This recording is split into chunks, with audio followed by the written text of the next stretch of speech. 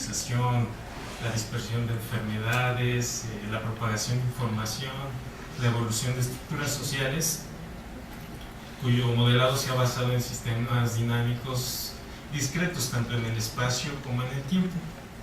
Un caso muy particular es cómo se difunde o cómo se disemina la cultura en una sociedad. Entonces, no hagas esto.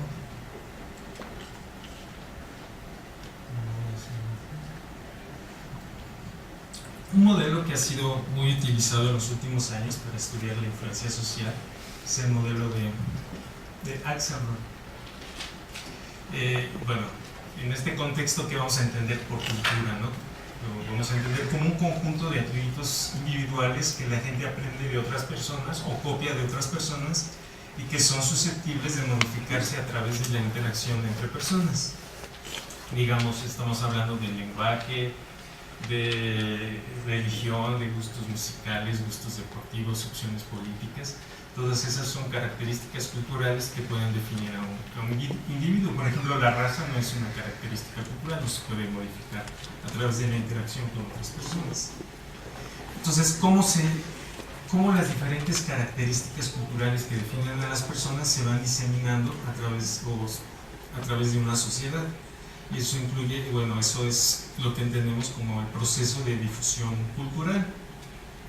Y digamos que este personaje, que es un matemático que ahora se dedica a las ciencias sociales, introdujo un modelo muy simple basado en dos hipótesis. Dice, es más común que las personas interactúen con otras con las que comparten muchos de sus atributos culturales. Y estas interacciones tienden a incrementar el número de atributos culturales. Es decir, las personas que comparten muchos atributos culturales tienden a copiarse unas a las otras. Y eso fomenta que su interacción sea cada vez más intensa o más probable. Sí. La primera hipótesis es falsa, por ejemplo, para los divulgadores. Sí. Porque esos interactúan más con otros que no tienen sus mismos atributos. Claro. O sea que no es cierto siempre. No siempre. No es, digamos. Ajá. ¿Cómo que no es cultura de la ciencia? No, digamos. Los divulgadores interactúan con el público, pero toman café con otros divulgadores. Claro, y son divulgadores de la ciencia y interactúan más entre ellos que Que con un futbolista o con alguien que está en la favela. Exacto. O que alguien que vive en la selva. No. ¿No? Sí, o sea, las personas que comparten atributos culturales tienden a interaccionar más entre ellas, como decía. Si son divulgadores, van a platicar más con los divulgadores y se van a copiar más entre ellos que con otro grupo de personas. Pues digamos que basando en esas hipótesis muy simples, podemos imaginar el siguiente modelo. Cada persona o individuo de esta sociedad lo podemos representar por un conjunto de, digamos, F características, es decir, un vector de tamaño F, donde cada característica representa un atributo cultural. Como dije, puede ser religión, opción política, gustos deportivos, gustos musicales, gustos culinarios, etc. Y este número de características culturales, cada una de ellas, por simplicidad, vamos a suponer que puede tomar valores entre un número entero 1 y un número entero Q. Digamos, si se trata de religión, el 1 corresponde a la religión católica, el 2 a la judía, el 3 a la musulmana, etc. Y bueno, la similitud entre individuos, o bueno, la interacción que hace más parecidos entre sí a los individuos, implica copiar o adoptar el mismo valor para una de estas características cuando estas dos personas interactúan. Podemos hacernos las siguientes preguntas. Si echamos a andar una dinámica que ahorita mencionaré de este modelo, puede surgir diversidad cultural, que mucha gente llama polarización, o un estado monocultural que equivale a la globalización cultural. Para los físicos podemos verlo como una transición de orden a desorden. Bueno, ¿en qué consiste esta dinámica? La dinámica original de Axelrod Consiste, por ejemplo, en distribuir a los individuos en una red. Puede ser una red regular o una red compleja. Seleccionar un sitio o un agente al azar. Después cualquiera de sus vecinos J también al azar. Y calcular el traslape entre ellos. ¿Cuál es el traslape entre ellos? El número de características comunes entre el número total de características, a la que le llame F. Eso es el traslape. Después el siguiente paso sería, si este traslape es mayor que 0 y menor que 1, entonces con probabilidad igual a este número, un sitio, bueno, uno de estos dos sitios que están interactuando, le copia a su vecino otra característica escogida al azar y en la que difería. Es decir, si uno observa esta dinámica tiende a ser más parecidos a los individuos que tenían características comunes entre sí.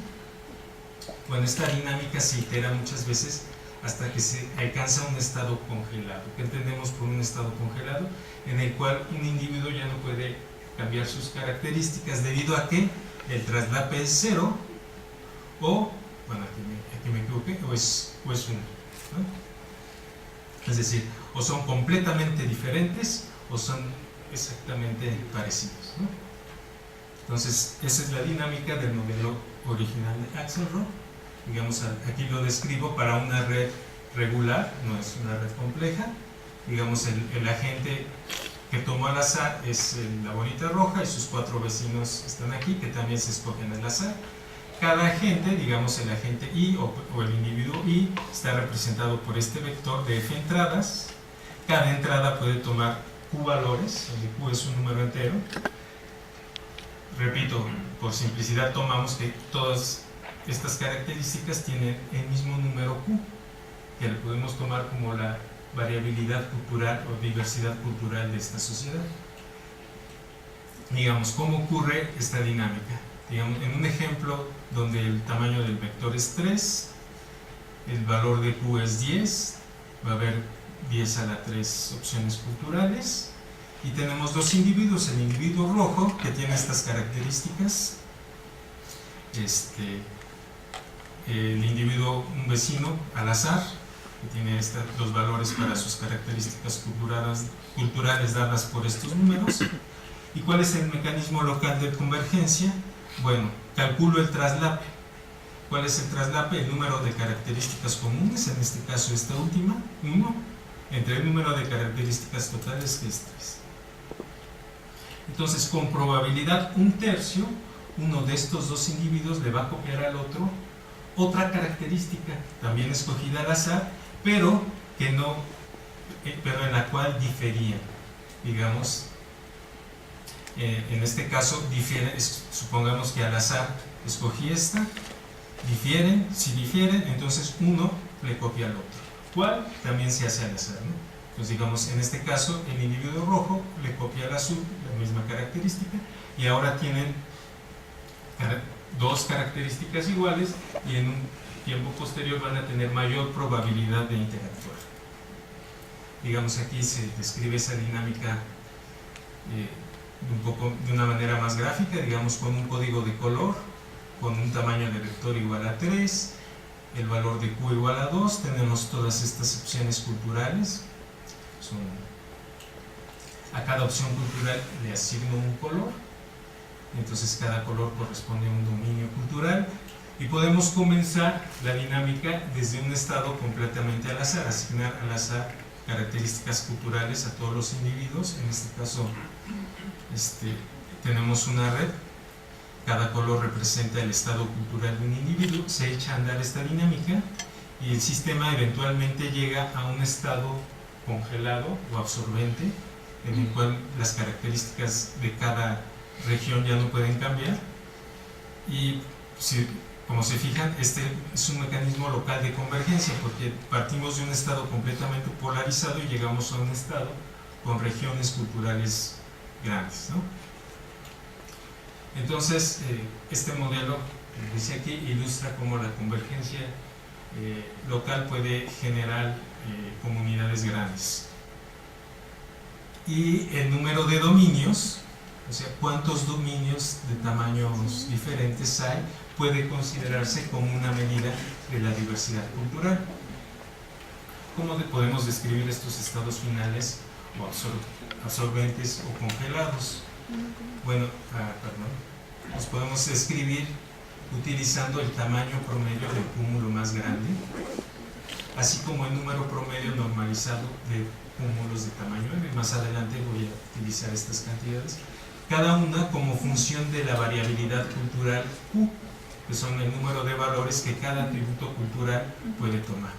Y podemos definir un parámetro de orden que está entre 0 y 1, que corresponde al tamaño promedio del cúmulo más grande, dividido entre el número total de individuos en esta sociedad. Este parámetro es 1 para un estado monocultural y 0 para un estado completamente fragmentado o heterocultural, o multicultural también. Aquí tenemos un ejemplo de esto. Este es el parámetro de orden como función de la variabilidad cultural Q para un sistema con 50 al cuadrado individuos, otro sistema con 100 al cuadrado individuos. En este caso, la simulación se realizó en una red cuadrada del lado 50 y del lado 100, y se observa o se mide este parámetro de orden como función de este número. Entonces, como les mencioné hace rato, el estado multicultural corresponde a cultura global y el parámetro es 1, luego decae a ser prácticamente 0 para un estado multicultural, y existe una Q crítica donde ocurre una transición entre estos dos estados, y eso es, bueno, se interpreta como una transición de fase entre un estado y otro. Y aquí se ve un estado monocultural con regiones muy grandes de individuos parecidos entre sí, y aquí regiones fragmentadas, ¿no? Cada individuo tiene una cultura diferente, digamos así. Entonces partimos de un estado ordenado a un estado completamente desordenado, y hay una Q crítica que depende de varios factores, en particular depende del tamaño del vector F, que describe las diferentes características culturales de cada individuo. Hay muchas variantes de este modelo. Hay gente que ha incluido ruido, es decir, después de cierto número de pasos en la dinámica, se cambia al azar las características culturales de un individuo. Otras variantes consisten en llevar a cabo este estudio en redes complejas, ¿no? Digamos, por ejemplo, en redes libres de escala o de mundo pequeño. También se han incluido medios masivos de comunicación, que equivale a incluir un campo externo sobre esta red que actúa sobre todos los vectores que representan a los individuos de esta sociedad. Y nosotros, creo que por primera vez, incluimos la repulsión entre individuos. ¿Qué quiere decir? Que, no sé, si mis papás escuchan música clásica, yo voy a escuchar rock, ¿no? Tratan de incluir la naturaleza rebelde de una parte de la sociedad. Muchas veces esto se interpreta, bueno, digamos, la adolescencia, ¿no? Pero, digamos, también puede ser, no sé, individuos enemistados con otros, entonces que tienden a adoptar atributos culturales que los hagan más diferentes de aquellos con los que están enemistados, ¿no? Entonces, una manera de incluir este aspecto cultural es a través de la repulsión. Bueno, antes de continuar con eso, porque lo voy a usar un poco más adelante, también quiero hacer una breve explicación de cómo se modelan los medios masivos de comunicación.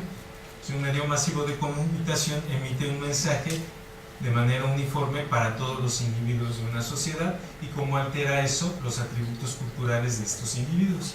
Digamos, una manera de modelarlo es a través de un agente que llamamos M, que tiene atributos culturales fijos y que interactúa con una probabilidad B con todos los individuos de esta sociedad. Hay muchas maneras de hacerlo. Una es a través de, digamos, propaganda o publicidad. Estos atributos están fijos en el tiempo y son uniformes para todos los agentes. Curiosamente, cuando se aplica este modelo a estos agentes de la sociedad, se ve que cuando la intensidad del campo del mensaje es muy alta, en vez de favorecer un estado monocultural, ocurre lo contrario, se favorece un estado multicultural. Eso es una función de Reglón, al final de cuentas, ¿no? Sí. Así voltearía. Ajá. De hecho, este sí es un diagrama, bueno, aquí está, y este es un diagrama de fase entre el estado monocultural y multicultural. Con campos muy pequeños se favorece el estado monocultural y para campos muy grandes el estado multicultural. Hay otras maneras de modelarlo, por ejemplo, en vez de que el mensaje o los atributos culturales de este medio masivo estén fijos en el tiempo, lo que hace este medio masivo es, después de cada iteración de la dinámica, escoge los atributos culturales más comunes y los adopta. Y hay una retroalimentación con la red. Entonces, en este caso, digamos un broadcast, este mensaje no es fijo en el tiempo, pero sí es uniforme para todos los agentes. Finalmente, podríamos hacer una retroalimentación de la tendencia cultural dominante local. Es decir, este mensaje depende del tiempo y es no uniforme. Este mensaje es ¿quién es? Toma los atributos culturales más comunes de la vecindad de un individuo dado y se retroalimenta con intensidad B. Entonces hay varias maneras de modelar los medios masivos de comunicación. Bueno, ahora sí, pasamos a los modelos con repulsión. Entonces recordamos que la interacción atractiva, que era el modelo original de Axelrod, un agente le copia una característica a otro incrementando su traslado. Bueno, en la interacción repulsiva un agente cambia una característica que compartía con otro, disminuyendo así su traslado. ¿Cómo vamos a modelar eso? De la siguiente forma. Proponemos un modelo repulsivo cuya dinámica es la siguiente. Aquí lo ilustro con un ejemplo muy simple. Tenemos 4 características culturales. Cada una de ellas puede tomar valores entre 1 y 10. Por lo tanto, ellas son las 4 opciones culturales. Y hacemos lo siguiente. Tenemos el individuo. Escogemos al azar un individuo de la sociedad y uno de sus vecinos con el cual está conectado. Calculamos el traslape, es decir, cuántas características comparten. En este caso comparten 2, tienen el mismo valor para la segunda y la cuarta característica. Entonces el traslape es un medio y por lo tanto ahora proponemos que existe un grado de repulsión o de intolerancia para esta sociedad que llamaremos gamma. Y la dinámica es la siguiente: si este traslape es menor que el grado de repulsión, entonces estos individuos interaccionan repulsivamente, es decir, uno de ellos va a cambiar una de las características que compartían, en este caso la segunda, se escoge una de estas 2 al azar, y uno de ellos cambia su característica de tal forma que tenga un valor diferente, pero siempre entre 1 y Q. Por otro lado, si el traslape es mayor que esta gamma, los individuos no interactúan repulsivamente, sino interactúan como el modelo de Axelrod. Se copian, se pueden copiar. Por ejemplo, estos individuos, si W es mayor que esta gamma, estos individuos pueden copiarse y se hacen más parecidos. En este modelo, digamos, aquí dibujo el parámetro de orden que describe un estado monocultural a un estado fragmentado como función de la variabilidad cultural. Si se fijan, las transiciones de fase entre un estado y otro son muy abruptas y ocurren, aquí no lo muestro, pero para valores de variabilidad cultural mucho menores que en el modelo de Axelrod, lo cual es de esperarse porque este modelo está compuesto por individuos que tienden a repelerse todos entre sí. Aquí tengo otro ejemplo de cómo varía el parámetro de orden con la variabilidad cultural para diferentes grados de repulsión o de intolerancia en la sociedad. Lo importante aquí es que cuando esta gama es muy alta, es una sociedad con individuos muy repelentes, la transición de fase ocurre cada vez a valores de variabilidad cultural menores.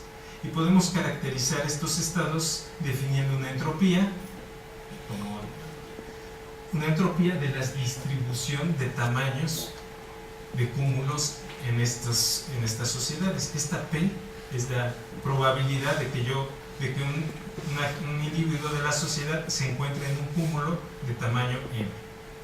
Y los picos de esta entropía nos describen muy bien dónde ocurre la transición de fase entre un estado monocultural y uno multicultural. Pero bueno, si se fijan, estas transiciones son muy abruptas y es muy difícil pensar que en una sociedad todos los individuos se repelen entre sí. Entonces proponemos un modelo un poco más quizás cercano a la realidad, que es el modelo parcialmente repulsivo, en el cual solamente una fracción phi de agentes son capaces de repeler. Si al menos uno de los dos agentes que interactúan es capaz de repeler, echamos a andar la dinámica repulsiva. Por el contrario, si los dos agentes interactuantes no son capaces de repeler, y se lleva a cabo una dinámica atractiva. Entonces, en este modelo parcialmente repulsivo, aquí phi, recuerden, es la fracción de agentes repulsivos, el porcentaje, la fracción de agentes repulsivos de esa sociedad. Fíjense que, bueno, como es de esperarse, conforme esa fracción de agentes repulsivos crece, la transición, bueno, hay dos cosas que hay que ver aquí. Hay dos transiciones de fase, una entre un estado monocultural, completamente monocultural, de tamaño 1, crece la variabilidad cultural, se vuelve un estado multicultural completamente fragmentado y conforme Q crece, ese estado vuelve a formar regiones grandes, de comunidades grandes, con individuos muy parecidos entre sí, pero ya no de tamaño 1. Aquí aparece una meseta y una segunda transición de fase al estado multicultural. Nosotros hemos analizado esta meseta utilizando la entropía que les mencioné hace rato. Bueno, primero, fíjense, esta meseta, voy a graficar esta meseta como función de la fracción de agentes repulsivos. Entonces, aquí está el valor del tamaño del cúmulo más grande como función de la fracción de agentes repulsivos. Y esa meseta también presenta una especie de transición de fase entre esta ley, que es una relación lineal entre este tamaño y la fracción, y después este tamaño pasa bruscamente a un tamaño casi cero, es decir, un estado completamente fragmentado. Aquí está la misma gráfica, pero para una red más grande, donde se ve que esa transición es cada vez más abrupta. Conforme hacemos más grande la red, esta transición se hace más abrupta, pero curiosamente es independiente del grado de intolerancia. Solamente aquí tiene un valor crítico, digamos, para la fracción de agentes que son capaces de repeler en esa sociedad.